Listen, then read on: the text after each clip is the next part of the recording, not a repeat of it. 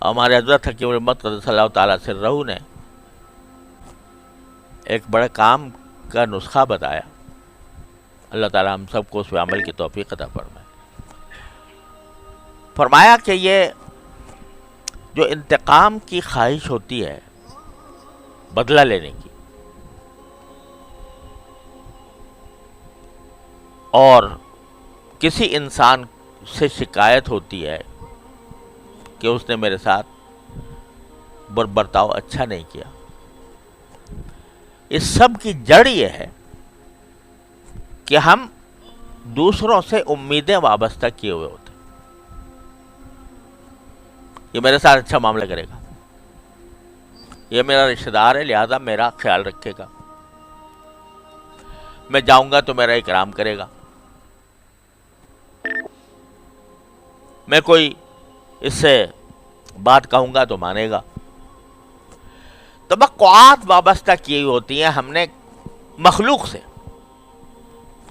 جب وہ توقع پوری نہیں ہوتی تو دل میں شکایت ہوتی، بھائی ہم کہ اس کے گھر گئے ڈھنگ سے بات ہی نہیں کی اللہ کے بندے نے،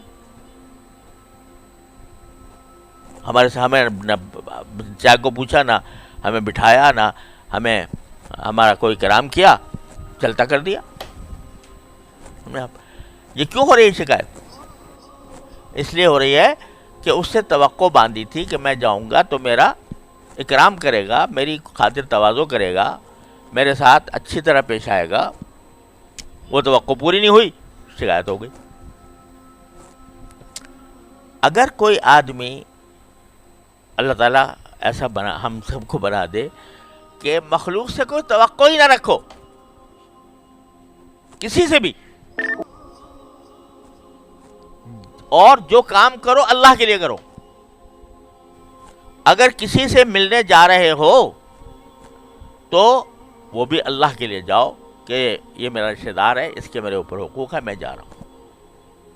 اس کے لیے نہیں بلکہ اس کے پیدا کرنے والے کے لیے، کہ اس نے صلہ رحمی کا مجھے حکم دیا ہے، اس لیے جا رہا ہوں. جب اس کے لیے جا رہے ہو وہ اگر آپ کو رد کر دے تو بے شک رنج ہونا چاہیے.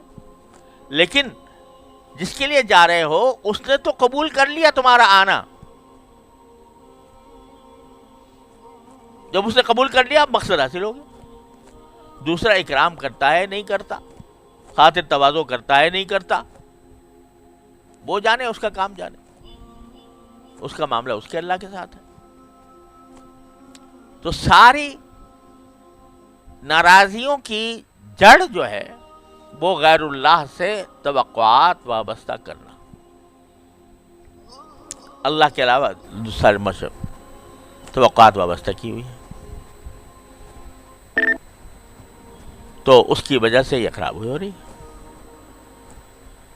عیادت کے لیے کسی کے جانا ہے تو کاہے کے لیے ہونا چاہیے؟ اللہ جل جلالہ کی رضا کی خاطر ہونا چاہیے. کیا عیادت کا ثواب یہ ہے کہ جب تک آدمی بندہ کسی کی عیادت کرنے کے لیے جا رہا ہوتا ہے، جتنا وقت اس میں لگاتا ہے، 70,000 فرشتے اس کے لیے دعا کرتے رہتے.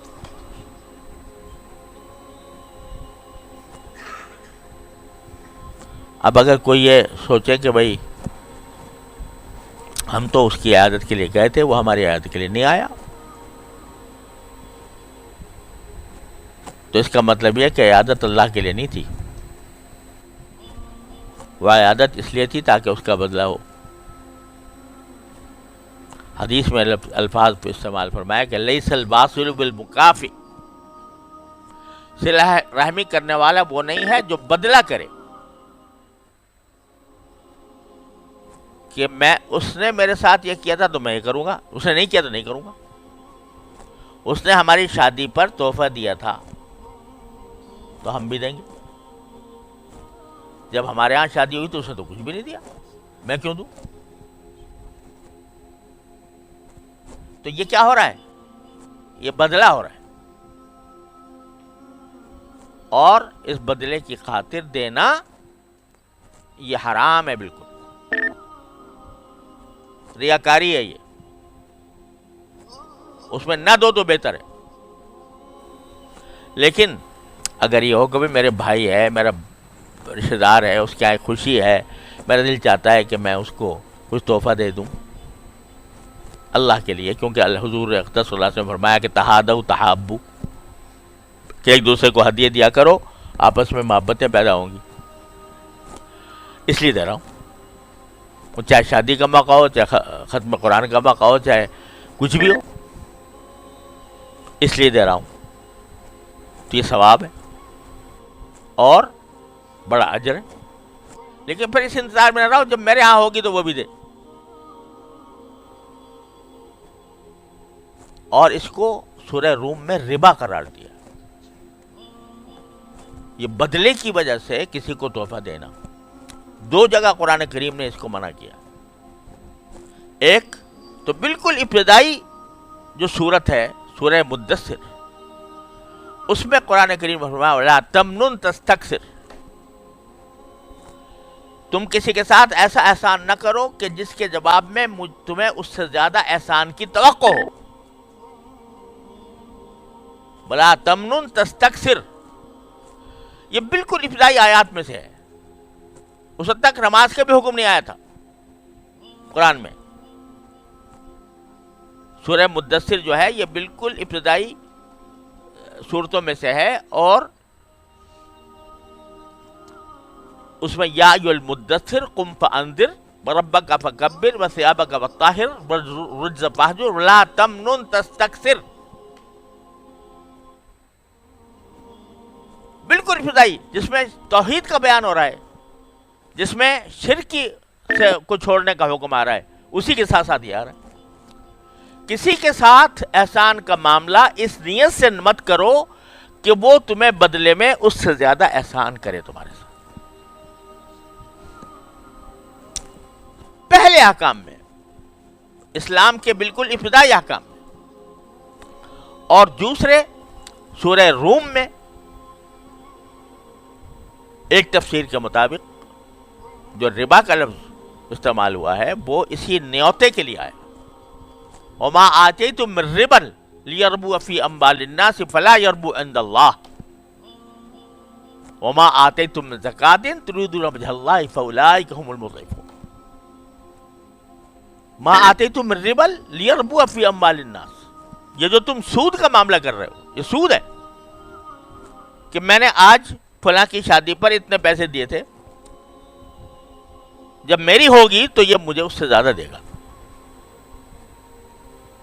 یہ سود، اس کو ربا قرار دیا۔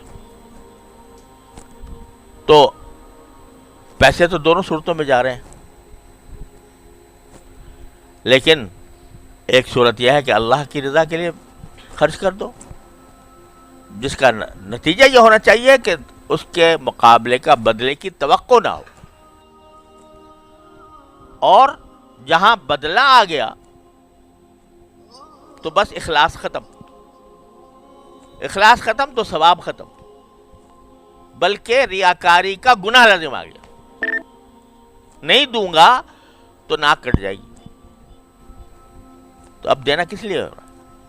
مخلوق کے لیے، اور مخلوق کے لیے کوئی کام کرنا یہ شرک کی ایک قسم ہے۔